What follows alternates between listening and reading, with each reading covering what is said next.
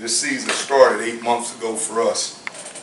During the FBS championship was the first time I had a chance to talk to our returning players and the 11 mid-year enrollees that we had come back on campus. I promised our club that as a staff we would do everything possible over the next 8 months to help them become successful as student athletes. I also challenged them to give the program every single bit of mental and physical toughness daily, which is where we started the work the body.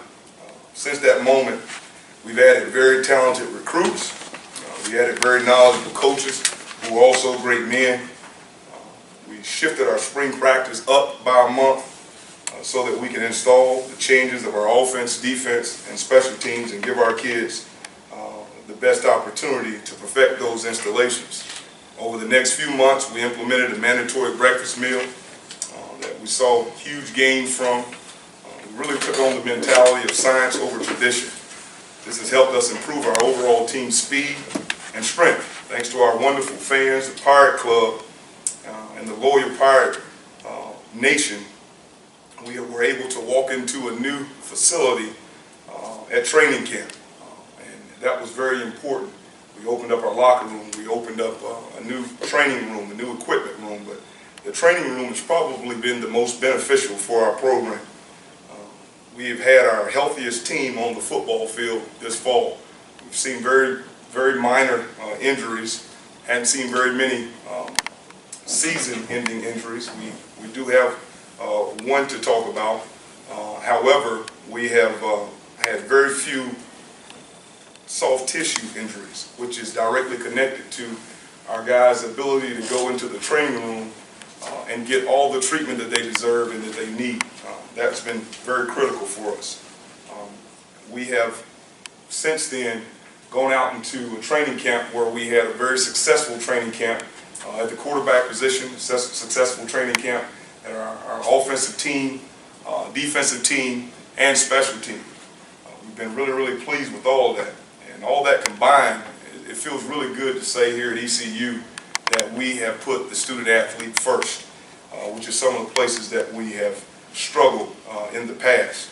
I'm really, really happy with where our team is right now. We are coming off of the most successful training camp that we've had since I've been here, not only from a health standpoint, but the way that we're playing on the field. We are on a pursuit of excellence for this football program. I think that we've checked a lot of the boxes for our program.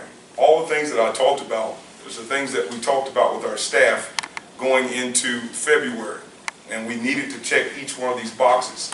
And until we checked those boxes, we could not move on.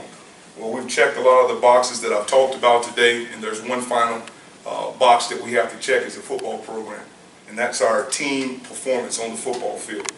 So we're really driven for this season for these young men, and we also have to realize that there's going to be ups and downs with every season that you have, but now we're just a little bit more equipped to be able to handle it. Talking and moving into handling different things, we have a big-time game on our hands, a great football program. Sam Washington has done a fantastic job of continuing the culture of football at North Carolina A&T. There's one thing that I'll say about this football program. I have looked at a lot of teams. I have watched a lot of teams a long time coaching football, playing football. Their culture of playing hard rivals anybody's that I've ever seen on tape. Defensively, they are a fantastic football team that run to the football. They play great base defense, and Coach Washington is one of the best football minds in the country, bar none.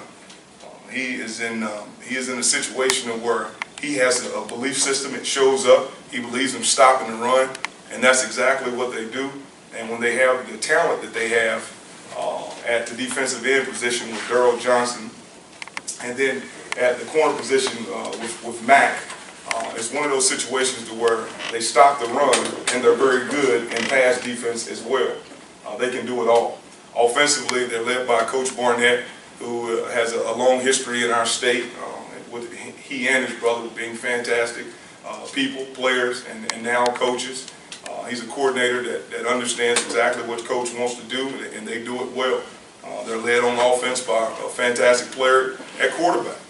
Lamar is one of the best players that we've ever had to open a season with, and a lot of times you get to play with. You don't get to see too many times where the returning Conference Player of the Year is the first guy that you're opening with. They're really talented. They're one of the only teams that you play that return a starting quarterback, a starting running back, and a starting receiver with big numbers. So we're challenged there on defense. And then the last piece of the puzzle for them is their special teams unit. That was a very, very critical point in them winning the football game. So all in all, we're looking at a completely well-rounded football team that are extremely talented, well-coached, and they complete the trifecta by playing as hard as anybody that I've seen play on tape. Coach, is it an advantage for you that they have already played a game and you have film, or is it an advantage for them having already played a game? I think it's, half empty, half full. I think the pros and cons of both of them are pretty simple. The simple way to look at it is the way we have to look at it right now is that A&T has got all the pregame jitters out. They've gone through game week. They understand what it's like to get off the bus ready to play. They played in a game. They have had to deal with the conditioning that happens in games. But they've also, the flip side of it is that, we don't know where their health level is after that first game. There may have been things that happened in that game that we don't know. We haven't had to go through that yet. And for us, we have to worry about the pregame jitters. We have to worry about all those things. But we have had a lot of changes on offense, on defense, and special teams, which no one has seen until this point in time, besides our kids, our coaches, and some of our fans. So there's been some things that have changed that no one knows about, but there's also some things that they've been through that we know about that can benefit, or if you will, show us what they're going to do in certain things. But there's a certain group of the people that believe that the biggest jump happens between week 1 and week 2. I don't necessarily believe all of that. I feel like the biggest jump happens between January and August, and that's what we're concentrating on right now. So we're really trying to make sure that we're focused and ready for the football team. Scottie, what did you think of their performance Saturday night on the field? I thought if you turn on the tape and watch what they do, like I said, they're the hardest playing football team that we saw. When we came back in here and looked at it on tape, offensively they just had a few near misses on offense to just really having a great day. A couple of things that it's hard for the eye to see on the TV copy. We saw that there was just a few little mental errors here and there, and they could have had a big-time explosive day. The other thing I thought about their performance is, boy, they stopped the run. It was really, really hard for Jacksonville State to create any kind of momentum in the game with running the football. And then you looked out at the defensive secondary at A&T, and they were challenging every single receiver that they had. So they really made it a rough grind, just a grinded-out game. And I know exactly where it's coming from with that. So I thought their overall performance was really actually pretty good when you watch it on the TV copy. They're a team, of course, is going to get a lot better, but I thought they picked up right where they left off. They're going to be a hard team to beat for us. They're going to be a hard team to beat for a lot of opponents this year. They have their culture intact. With you at the running back, the rise of Anthony Scottie, Christian, obviously, him starting and being prominent roles. Talk about what went into that and how that's kind of played out this preseason. Pure performance. Nothing else. We told them, way back in January and February, we're going to make it about performance, about taking care of the football, about who can have the most impact plays, the most exploits, and that doesn't necessarily mean with the ball in your hand. That means down the field blocking. That means everything all encompassed. So at the end of the day, it's a situation where we're basing it off of performance. That could change. Where we are right now is that Anthony Scott is at the #1 position. Trace Christian has came along hard at the #2 position, but we hopefully we can get a lot of people carries in this football game. How much of an advantage is it with Coach Blackwell being with Jacksonville State last year in this game when you look at everything? Well, defensive, I studied Coach Blackwell for a year or so, of course. So it was one of those situations to where now we have basically 2 years of information on what Jacksonville State is doing in the building against the team that we're playing against. So a lot of the schemes that we saw in that game are very similar to some of the schemes that we have, with the addition, of course, a couple of different things that we've done to put a twist on our defense.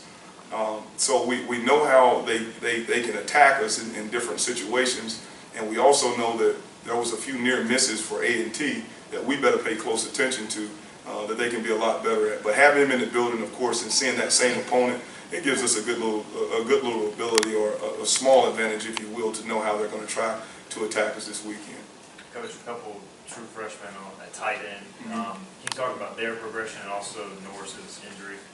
Yeah, you know, very unfortunate that Ben Norris will be out. More than likely, he is out for the season and out for his career. We've went into a situation to where I take, you know, I listen to a lot of people talk about where we are in the world of concussions, and it means a lot to me.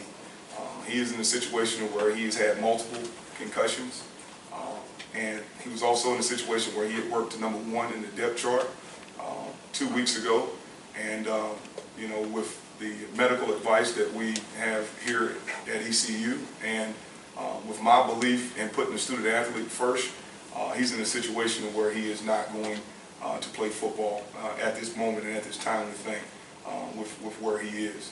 Very unfortunate, but at the end of the day, we're really concerned about making sure we make the correct decisions, and not the ones that make us all feel good, but the correct decisions for the student athlete 30 years from now, 40 years from now, 50 years from now. So we're really sad about that. He has been all in. He gained a lot of, you know, strength and muscle, and just was doing really well in camp. And he was battling Bogle for the tight end position there pretty hard, and Bogle did a good job of battling, and he ended up winning it. And then all of a sudden, we tried D'Angelo McKinney, and I just came into the defense, and they were all upset with me because I got one of their biggest, fastest athletes. I saw him, but he was also buried a little bit behind some of the defensive players that we have. Because of him being buried, I wanted to see what he could do at tight end. And then we put him over at tight end in the run period, and they're never getting a chance to see him again because of how physical he is, how big he is. He's 6'5" or so, maybe bigger, 261, 262 pounds at tight end. And then we had to move into the practice portion where it was RVAs, routes versus air. And I had no idea he could catch it. I just wanted to bring him over there and see if we could just leak him out in the flat. Now he's running curl routes, he can catch dig routes, he's catching everything. So we kind of lucked into D'Angelo McKinney. You don't get 6'5", 260-pound tight ends. He came to our camp a couple years ago now, and he won the fastest man, big man contest. And I didn't put it all together, but after about a week into camp, we put it together. So now we're looking at both him and Bogle as kind of the starters there. We'll find out who runs out first depending on what we do. Coach, you've been through a couple of seasons here now at ECU and gone into season openers. So you know how, when you get into game week for that first week, how the kind of attitude and everything changes. Have you seen that in your players yet, or do you expect that in the first practice? I mean, our attitude changed last February when we went out and we started this mission. These guys are hungry. You know, a lot of them haven't had to, you know, experience some of the things that we've experienced. I keep reminding our staff that there's a good portion of our staff that don't understand where we started, and there's also a good portion of our team that doesn't understand where we started. But that's why we lean on Garrett McGinn and him having a very passionate speech to the team on last week on where we were and where we are now with the things that we've been able to do on the field. We've got a lot more talent on the field, but the attention to detail and the sense of urgency, we're at a really good point with our football team right now. People are sharp. We prepared last week like it was a game. We woke up like it was a game. We took the field. We did everything that we could do to make it as much game-like as we could. We split our teams up, and I thought they went out and performed well. We've got a heightened sense of urgency, that's for sure. When you look at A&T offensively and defensively, what you've seen them on tape and on television, what are the things that are kind of standing out to you that you got to be mindful of when you face them this weekend? The first thing that we've got to be very mindful of is their play at defensive end, offensively. I'll start on the offensive side of the ball. He is a playmaker. He isn't Daryl Johnson. He is an impact player. In my opinion, he had more of a positive effect for A&T on the outcome of the game than anybody. He created a big-time play down there on the goal line where he got inside the tight end and created a tackle for loss. The last play of the game, really, where he was able to create a turnover by just outworking his opponent. He presents a huge challenge for us. We really got to do a good job of getting him blocked. He is a very, very talented pass rusher. He could be a guy that you see on Sundays doing it for a long time. Really, really impressed with how he plays the game. And then offensively, we've got to be able to maintain this quarterback. He is a talented player. He can run. He can throw. We've got to get him. We've got to get him contained. And our pass rush, our lanes have to be correct every single time. They're really, really talented at back, so it puts you in a situation where you feel like you have to load the box at certain times. But he's so talented at quarterback that we've got to keep him in the box. Those are the things that we're worried about. And then on special teams, we've got to keep 88. We've got to keep him bottled up. He's fast. He's quick. You go back to last year's game, he made plays offensively. He had a huge impact on this game, taking it back. And I thought the special teams unit for A&T on that particular play, that was as well blocked and a well coached scheme of guys executing than we've seen. So, and then when you got a guy like him catching it back there in the back, well, they're good. So those are some of the things in each of the areas respectively that we're concerned about. What are you expecting or hoping from the crowd here from the stadium, season opener? How exciting is that, and what do you think of the potential atmosphere? Well, there's been a lot of things that have changed, and a lot of growth, and a lot of newness, and a lot of good feelings around where we are right now. I expect Pirate Nation to be Pirate Nation. Now, what we've done is, from that point in January, like I said, is to make sure that when the product goes out on the field, then we've done what we're supposed to do. A lot of the stuff that has happened between January and August came from the help, of course, of Dave Hart, and came from the help of Lee Workman and JJ. They've done a good job helping us to get to where we are. So we're expecting them to show up and show out. This will be a great atmosphere. Of course, A&T is going to bring a lot of fans, and we're going to show up. Pirate Nation will be great, and our kids will respond to it. It feels really, really good to be able to start the season. It's fresh. So we're looking forward to a great start of our season and a performance that's excellence. We're hunting excellence in our performance this weekend. Can you compare your thoughts and feelings from 2 years ago when you first started here at East Carolina as a head coach and now moving into year 3? What are some of the things you've learned, some of the things that you're thinking about that's different than that very first game? You know, the first year, I think I was more concerned about covering stuff up, trying to cover up the inadequacies of this position or that position, and it really was trying to figure out the way to maneuver and make things the correct way. And now is the feeling that I have is I want to really display what we've done versus trying to cover this up or hide this position. Now we put ourselves in a position where we feel like we're pretty deep in a lot of places. So my thought pattern, I'm a lot more calm than I was then. I'll be a lot more of kind of responding versus reactionary this week in practice. But my thought pattern is that we got to go out, just like I had the same thought pattern then about going out and performing well. I just feel a lot better with where we are and who we are on the football field and on the sideline. We've got to do a good job. I've already told our coaches on making sure that our kids understand that it's student athlete first. We know that, we understand that. We have a better understanding of where our kids were 2 years ago. Sometimes when you come in from different programs and different things and different situations and you all come together, you forget about where the student athletes were right before you got here.